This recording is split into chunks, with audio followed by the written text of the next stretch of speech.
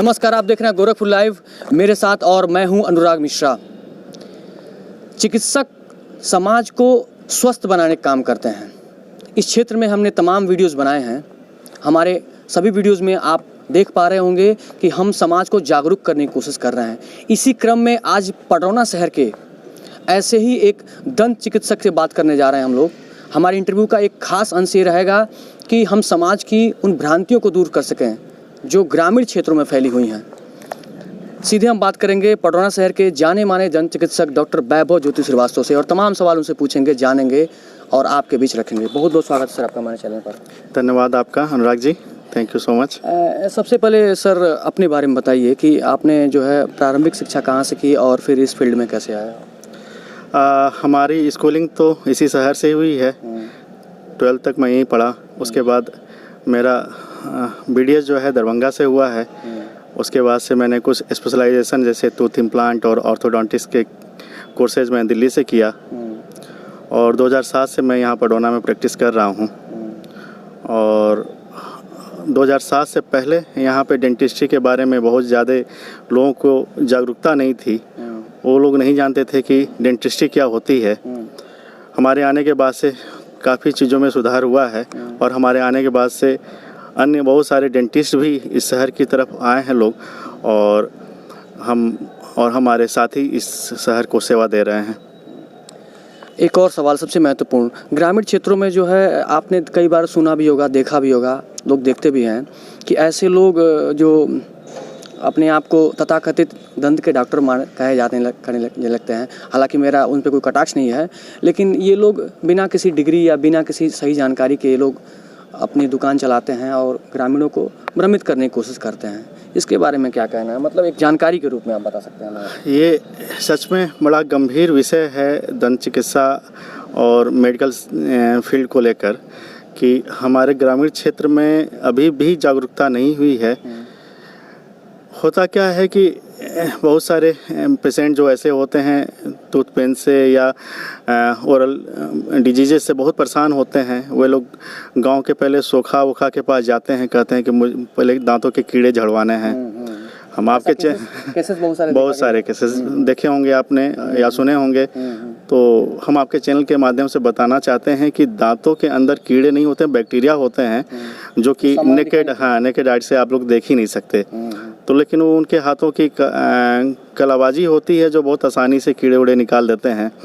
इसके अलावा चौक चौराहे पे जो डेंटिस्ट हैं जहाँ पे हाइजीन मेंटेन नहीं होता है। मुंह में क्या है कि सबसे ज़्यादा ज़रूरी होता है कि आप कितना स्टरलाइजेशन, कितना हाइजीन मेंटेन करके काम कर रहे हैं, क्योंकि मैक्सिमम डिजीज़ों का स्प्रेड मुंह के ही रास्ते होता है। जब सलाइवा या कोई भी बॉडी फ्लूइड कंटामिनेटेड आपके संपर्क में आता है, उसी इंस्ट्रूमेंट से किसी दूसरे के मुंह में हम डाल दिए उस इंस्ट्रूमेंट, तो बहुत तेज़ी से डिजीज़ स्प्रेड होते हैं। तो हम आपके चैनल के माध्यम से हम लोगों को जागरूक करना चाहते हैं कि आप कहीं भी जाएं, किसी एजुकेटेड डॉक्टर के पास जाएं और साफ़ सुथरी जगह पे जाएं, झोला छाप, चौक चौराहे और सोखा के चक्कर में ना पड़े। कोरोना पीरियड कितना संकटमय रहा, क्योंकि बहुत सारे लोगों को ये समस्याएं बनी रही होंगी, लेकिन वो डर के मारे पहुंच नहीं पाते हैं डॉक्टर में। तो ये एक भ्रांति कैसे आप उसको देखें और कैसे लोगों को तक ये समस्याओं को सुलझाने का कोशिश किए या कैसे उसको सही करने की कोशिश की? कोरोना पीरियड तो सबके लिए ही, पूरी इंसानियत के लिए ही ख़राब रहा। पूरी मानवता इस खतरे से जूझती रही और इस फील्ड में हमारे डेंटिस्ट भी जूझते रहे। और हमको लगता है कि 100 से ज़्यादा डेंटिस्ट ने अपनी जान गंवाई इस कोरोना पीरियड में, लेकिन वो अपने कर्म से पीछे हटे नहीं, लगातार काम करते रहे, सेवा करते रहे। कोविड में सबसे ज़्यादा ख़राब चीज़ ये था कि जो ट्रांसमिशन होता था मुंह और नाक के रास्ते होना था और हमारे डॉक्टर बंधु भाई बिल्कुल मुंह के करीब होकर काम करते हैं। इसके बावजूद भी वो अपनी सेवा दिए।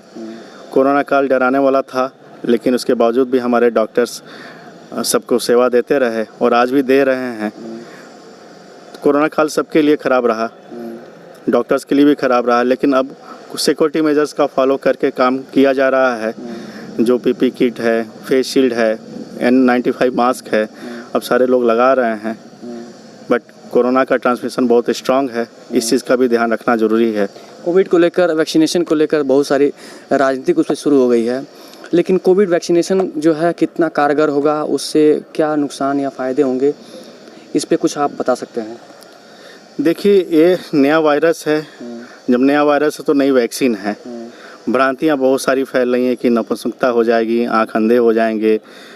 किसी भी वैक्सीन में थोड़ा सा एलर्जी कुछ लोगों को होता है, लगता है।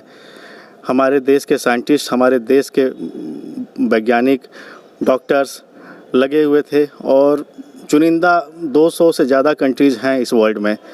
उन 200 से ज़्यादा वर्ल्ड की कंट्रीज़ में से 5-7 कंट्रीज़ ने ही वैक्सीन बनाया है, भारत भी है, जिसमें हमारा भारत है। ये हमारे लिए बड़े गर्व की बात है। हमारे लिए बड़े गर्व की बात है।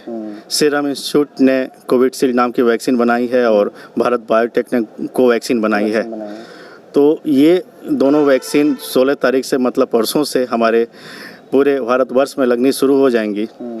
मेरी आप सब लोग से इस चैनल के माध्यम से हाथ जोड़ के रिक्वेस्ट है, आग्रह है कि आप ये वैक्सीन लगवाएं।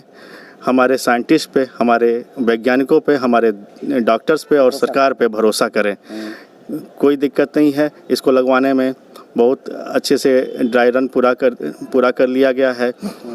3 फेज़ का टेस्टिंग पूरा कर लिया गया है, इसलिए आप निसंकोच होकर इस वैक्सीन को लगवाएं। बाकी हम और हमारे साइंटिस्ट सभी इस कोरोना से युद्ध लड़ने के लिए तैयार हैं, तत्पर हैं और हमें उम्मीद है कि इस साल हम लोग इससे जीतेंगे और आगे अच्छे आसार नज़र आएंगे। बहुत शुक्रिया, हमसे बात करने के लिए थे हमारे साथ पटोरा शहर के जाने माने चिकित्सक डॉक्टर वैभव ज्योति श्रीवास्तव।